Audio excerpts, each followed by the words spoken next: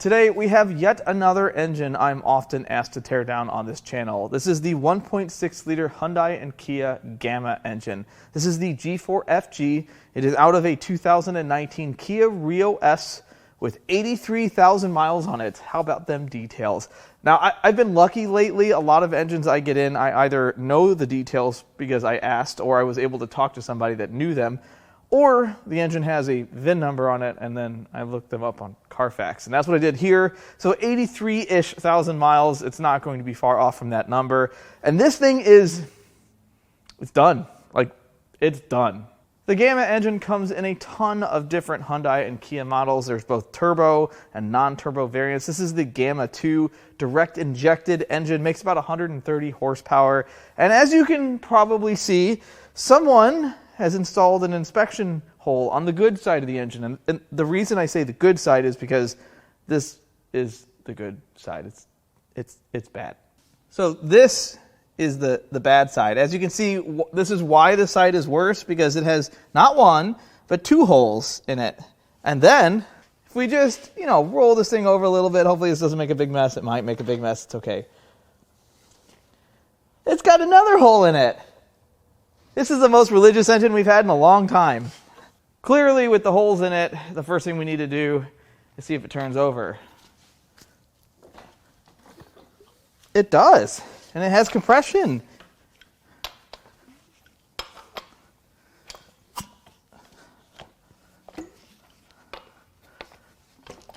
I don't hear anything really, maybe a little loose in there. This might be fine. Next, let's pull the plugs, see what they look like.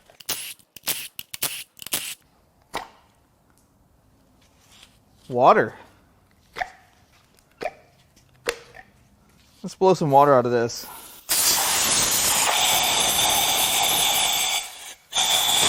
We wouldn't want to get any water in the cylinder, it might ruin the engine.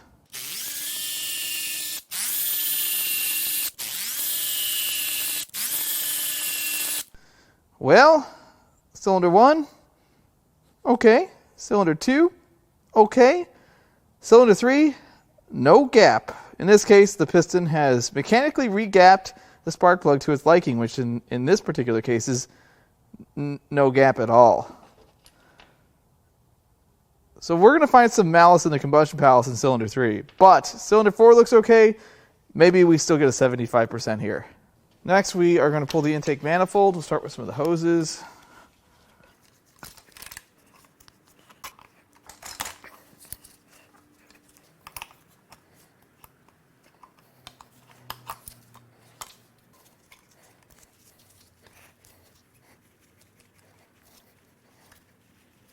Now we can zip some bolts out.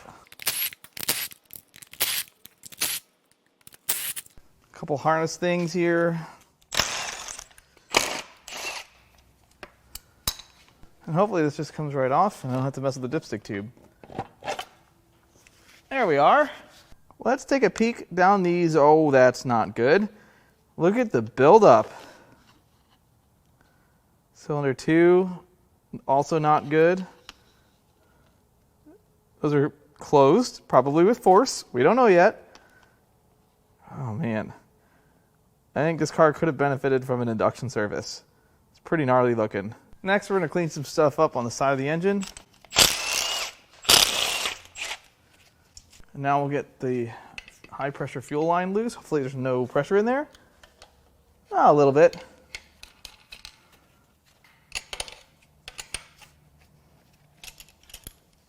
Next, we can remove the high-pressure fuel pump.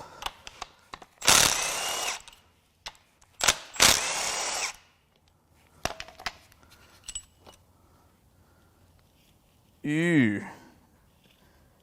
Ew. This poor engine.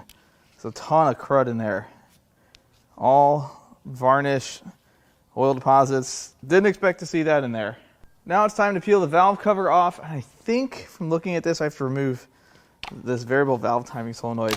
We're going to do that first, see if there's a bunch of junk on there. These things are usually really good at catching junk.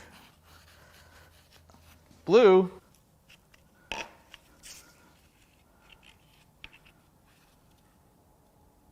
Well, There was one metal burr, not cold.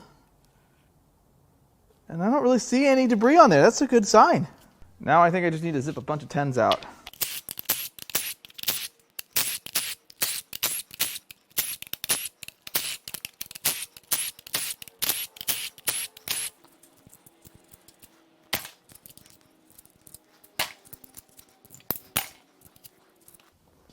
All right, let's lift up easily. Let's get blue.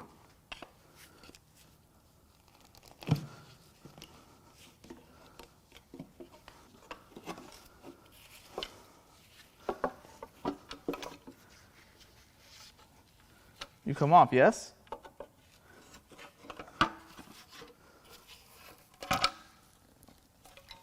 Ooh, it's dingy in there.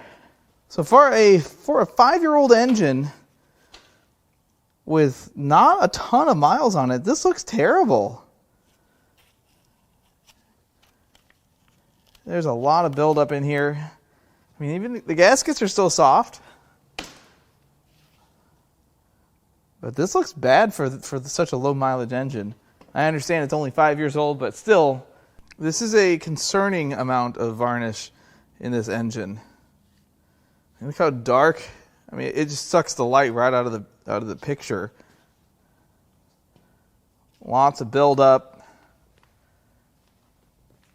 I'm going to go out on a limb and say this thing was not very well maintained. I've seen 250,000 mile engines that look better than this. Next, we're going to start on the timing cover. We'll get the motor mount bracket off first.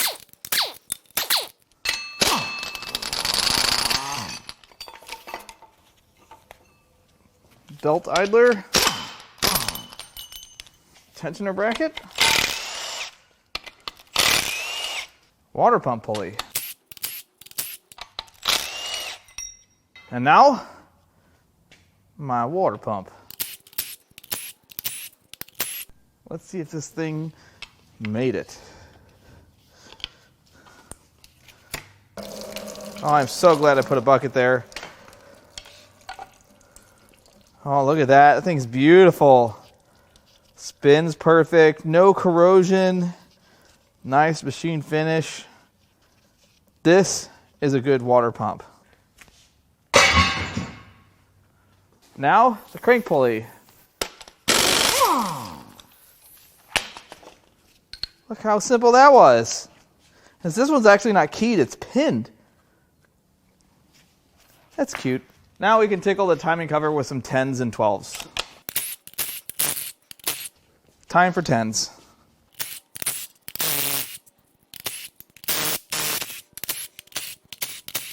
Why are you so tight? Why was that so tight? Why is it still so tight? Oh, missed one. I need to carefully pry this off. I don't know what that's going to take. Don't ever pry on these by the cam gears like I am. That's a bad idea. It's fine. Am I missing something here, or is it just glued on that tight? This area feels unhappy to me. I really don't want to hurt the timing cover. It is one of the parts that I think I can sell off this engine. I said think, because it's never a guarantee.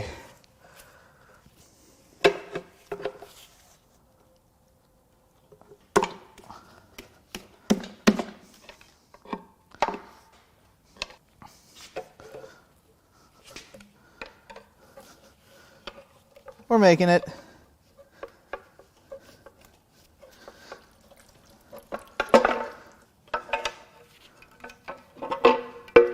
Timing cover's tickled. It's got a built-in oil pump right there. It's interesting. Well, the timing system looks to be intact. I don't see any damage to the plastic guides. There's really no signs of chaos anywhere in here. This looks pretty normal, just really dingy. Since this is my first Gamma engine I've torn down and I have no idea what to expect out of the chain tensioner, I'm going to be a little safe this time. You can never be too safe, can you?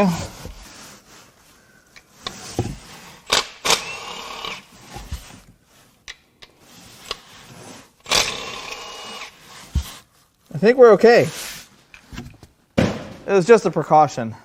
Oil pressure fed tensioner. Looks good. It's got a mechanism to keep me from shooting this across the shop. That's unfortunate. Next, we will remove the rails.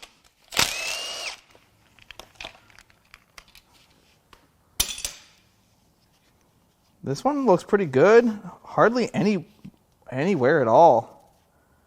Looks really nice.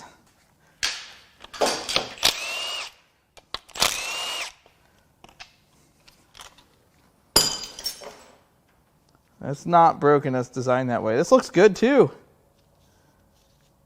I bet these would clean up really nice. You could probably reuse these. Let's see. Can we get the chain off? Oh yeah. That's a nice one. We're going to remove some more brackets, parts that don't need to be here.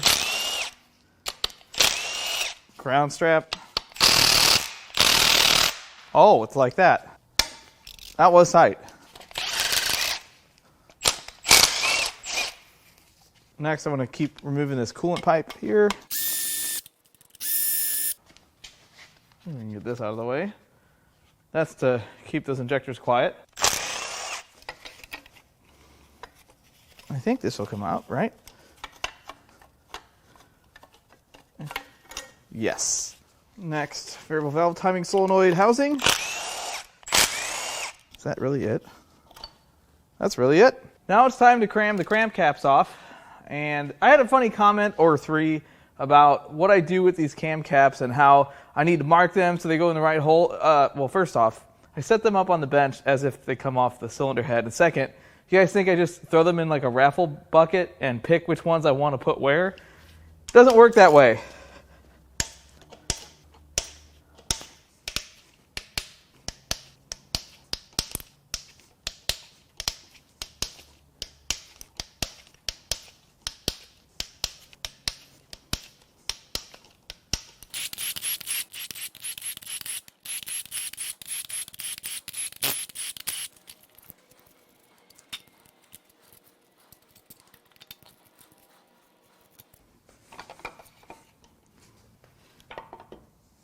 At first glance, the oil in the journal just looks like oil, but then sparkles. It's gray oil. It's infused with bearing or metal or something that's not supposed to be there. It's not a good marketing slogan, infused with what your engine had. But overall, they don't look too torn up. A little bit of wear on the top of the buckets, nothing crazy. It's just that the oil looks bad.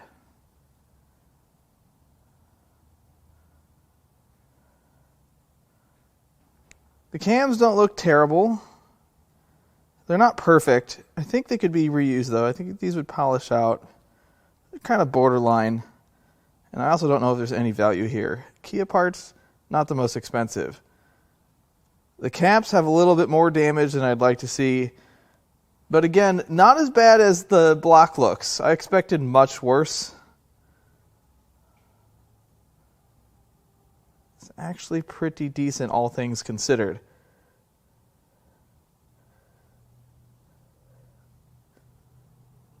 That cam isn't really that bad either. That's probably the worst journal on that one.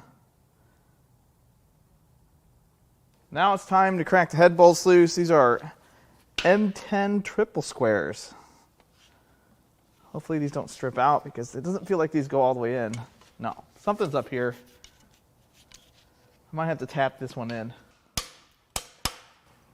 I wonder why that is. Maybe it's just the sludge. The varnish is keeping them from going all the way in. Hopefully I don't have to do that with every single bolt, but I bet I do.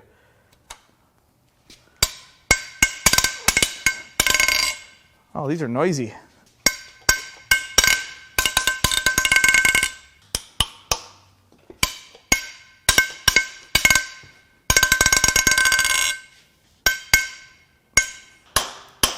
Just want to make sure we don't strip it. Definitely gonna have to get this one seated.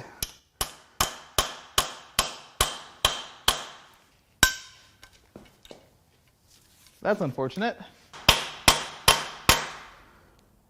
If that doesn't do it, it should have. Oh no, that doesn't feel good, guys. I might have screwed the pooch here. I'm kind of leery right now. All right, that's bottomed out. If it still strips, we're gonna have to do some not so great things. I do have a loader.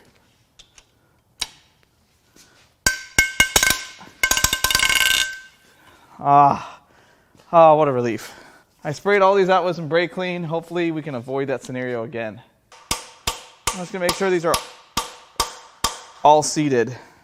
It's not worth the risk of stripping one of these out.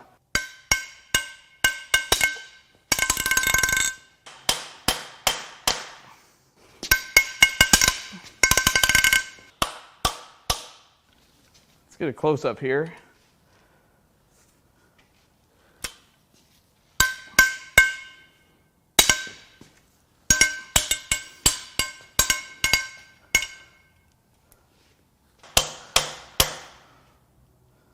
It's shooting the muck and grease and oil deposits out at my finger. It also doesn't feel good when that happens. It's hydraulically shooting that at me.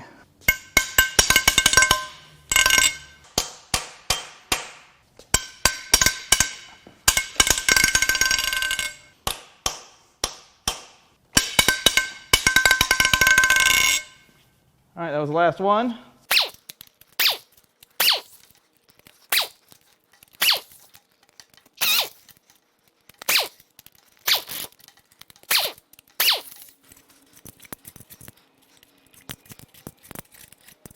Now the head should lift right off. We're going to pull it with the injectors and the rail.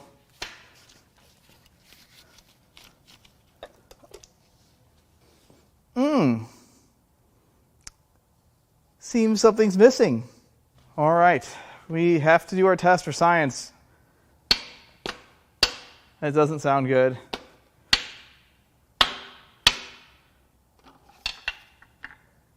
That one's bad. Let's take a look at this thing. Man, the cylinder walls are really nice. Not really in this cylinder. This is the most clean delete that we've seen in a long time. There's not a ton of marks. Well, I say that. We haven't wiped it out yet. Everything looks okay except for this one. This one is not okay. And the head is very clear to see which cylinder let go. Let's peel this gasket off of here. Gasket looks pretty good. I don't really see any problems with that. But lots of combustion chamber damage. I don't think this is a head I'd be interested in selling. I mean, sure, it could be fixed. It's probably got bent valves, but there's no piston to look at yet.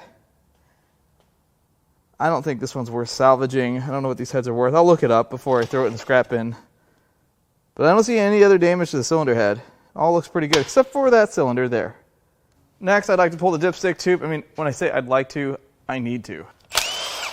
Sure, it'll be really easy because it's not. Come on. Blue.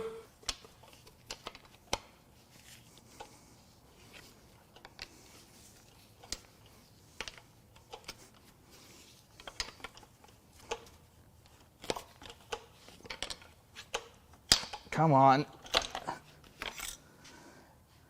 There we are. It may still have some oil in it. That might be a problem. All right, this drain, the party platter. We don't really know what this is going to look like. It may be empty. Oh.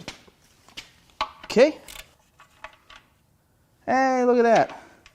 Somebody drained it. Now we're going to pull the ring of 10mm bolts that hold this lower oil pan on. I'm doing it in this position because I don't know what's in there. Uh-oh. That wasn't okay.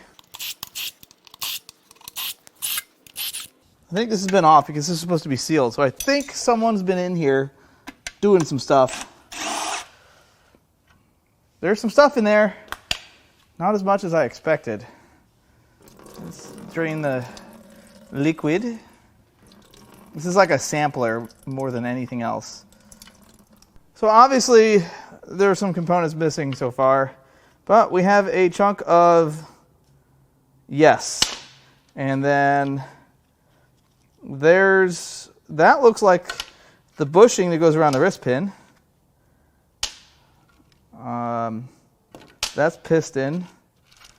Let's just put this on the table and spray it out. I'm going to do this on a pig mat. I think I got most of the big chunky pieces. Okay, what do we have here? That's piston. That looks like part of the block and a destroyed bolt. Wow. I don't think that's a rod bearing. It could be, I suppose, but I think this is the bushing at the small end of the rod. There's an oil squirter. A singular, actually a partial oil control ring. It's not the whole thing. That looks like piston. That's definitely piston. Oh, we got part of a compression ring. Not a lot. This is a hard puzzle to put together. Now it's time to turn this mess upside down. Will anything come out of it? Ooh, I hear loose stuff. Oh, there's some more pieces. We're leaking some stuff. Let's fish this out. Oh, look at that. See, we can put this back together. That is a chunk of rod and a chunk of piston, I think. Or that might be block. Let's just pull the scab off and go the rest of the way. Oh, don't mind that. Or that. That made a mess. There's some coolant, a little bit of oil. It's fine. Now it's time to get the oil filter off. And you guys have yelled at me a million times about how I use channel locks. Like I don't know how to use them. It's ridiculous.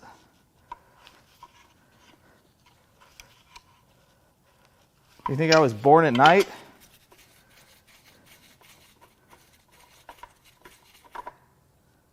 Well, this will give you a better idea of the damage to this engine. You can see all the holes from all the holes.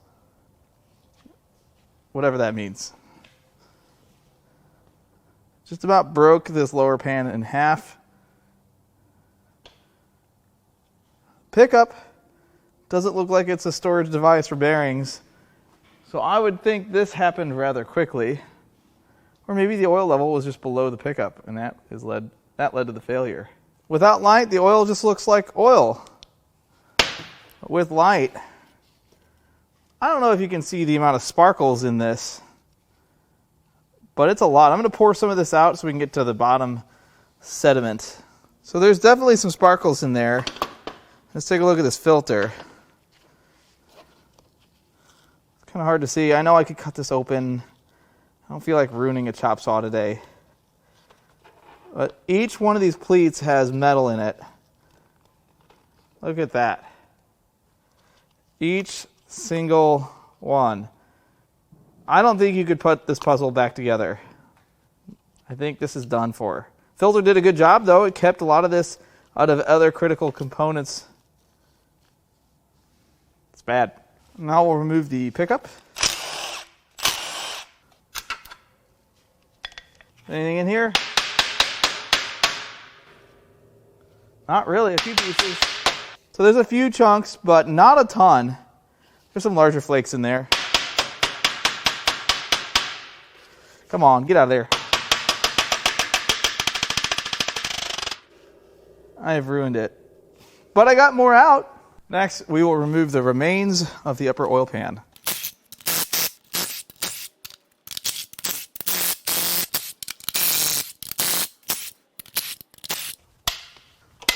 I think there's one bolt facing up right here. Yes. I think I've got them all. Let's see if old Blue can get this thing apart.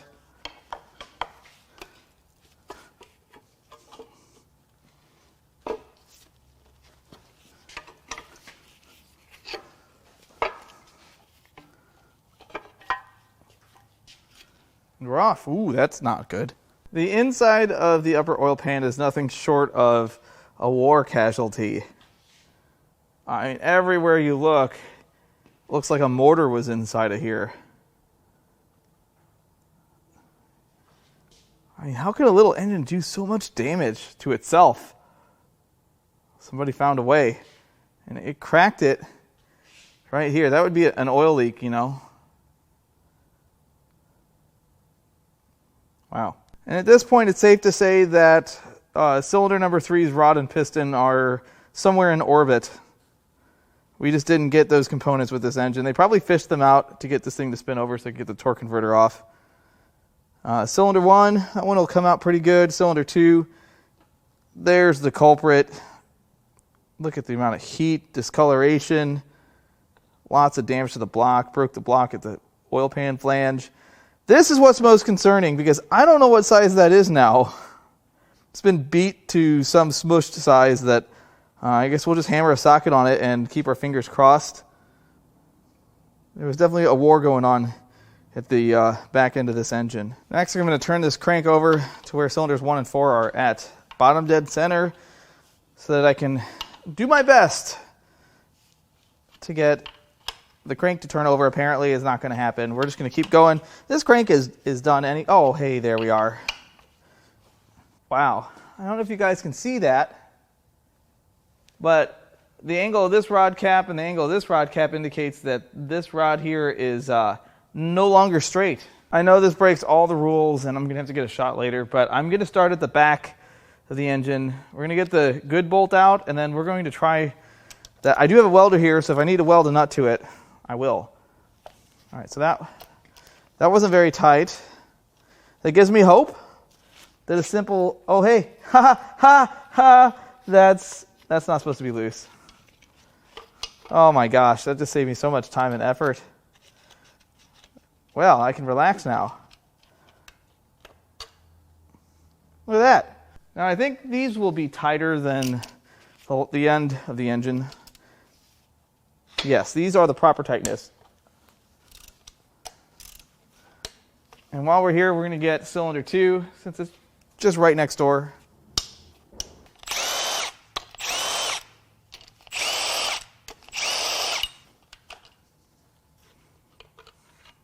Now I'm going to crack the main caps loose, and the reason I'm not going to use an impact on this at first is I want to see if this explosion caused any change in the tension of these bolts. It's for science. Once I have the right size socket.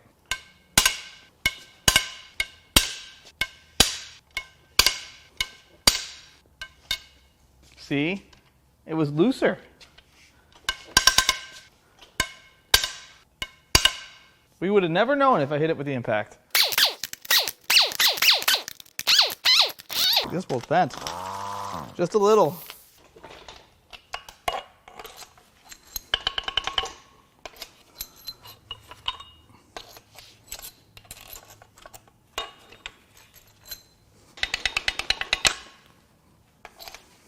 And now I should be able to pull the crank straight up. Now I'm going to roll this thing over so that we can push the rods and pistons out the top and not drop any. I don't think there's any more engine juice in this thing, but you never know. Hopefully this isn't too bad. Yeah, they come right out.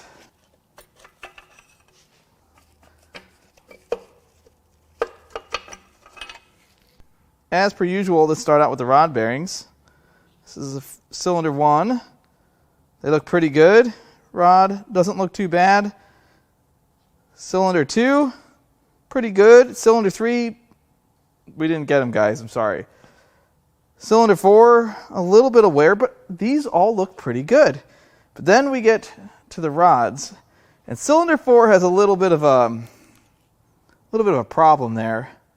And this is not from water ingestion or anything. This is from flying shrapnel from its neighbor, which is not present. And it must have gotten wedged between this rod cap bolt, which is why that was loose. And I bet that it temporarily locked this engine up. I don't think this thing was still running. Pistons really dirty, but all the rings are freed. And it doesn't look like the oil rings are complete. Okay, maybe I lied. They are kind of caked up. Skirts don't look too bad. cylinder 2, and of course cylinder 1. Really not too bad up here. The main bearings have a little bit of wear, but it's not bad. Like, I would think that if this engine was starved of oil, that all the bearings would have damage. So let's go to the crankshaft. Starts out pretty good. It really does look good. These journals are nice. Except for this one. This one is destroyed, and it was definitely pounding on itself. It was just destroying itself. It was a hammer mill for a while. And then it looks good again. Let's look at these bores. Cylinder 1 has wear on the thrust side and on the other side. Not too bad. It's also not too great. And then you get to cylinder 3, and that wear is so much more amplified. But it's really not that bad, all things considered. I would think this would have been much worse. The block held up nicely, at least the bore did. This side of the block, though, man, a casualty. Lots of damage here. This is just going straight to the bin. To be recycled, that is. I suppose it's time to take the oil pump apart. I fit in one of these little Phillips here, just to make it a little more difficult. So we're going to try to... That way it kind of breaks the seal, and we can get it out easier.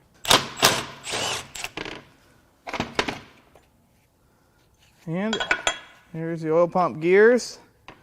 They are intact. I'm going to get these wiped down so we can have a look at what we're looking at. So there's not a ton of damage on these gears. Nothing that I would think would cause any detriment to oil pressure. It doesn't really look that bad. This housing has a little bit of wear. This gear doesn't even look that bad. And then the main housing, just a little bit. I think this will be okay. Not that it's worth it, or we don't know yet. This one's a bit perplexing. I really would like to blame this engine failure on negligence, extended oil change intervals, improper maintenance. This engine clearly wasn't that well maintained. But the oiling system looked fine. I didn't see any signs of damage to any of the other bearings. The cam journals weren't bad, the cams weren't bad. Everything looked good except for that one rod journal was just obliterated. Tons of friction and heat in that cylinder, which tells me that cylinder came apart, that rod journal, that rod bearing came apart in an instant, probably at high RPM under load, wide open throttle getting on the highway. We all know that Kias are all driven very easily and no one ever steals them and runs them hard. That never happens. That could have been the case here, but I have no idea. Either way, this thing came apart in an instant. It didn't have time to circulate metal through the entire oiling system, which tells me it was good until it was bad, which kind of points the finger at maybe a defect. I'm not going to say that's what happened here. The evidence speaks for itself. This was a really fun teardown. I haven't had a chance to get a blown up Gamma in never. This is the first one I've ever had the chance to get, so I'm glad I could get it for you all on the channel. If you'd like to buy any parts out of this thing, it has some good parts, has some good stuff for your desk. If you want rods and pistons for your desk, I wouldn't really reuse them if that's what you're trying to do. I'm going to leave our email in the video description. You can also go to Importapart.com and peruse our inventory. I've been uploading our parts cars just about every single week. As always, I love all the comments, all the feedback, and even the criticism. I love it all, and I'll catch you on the next one.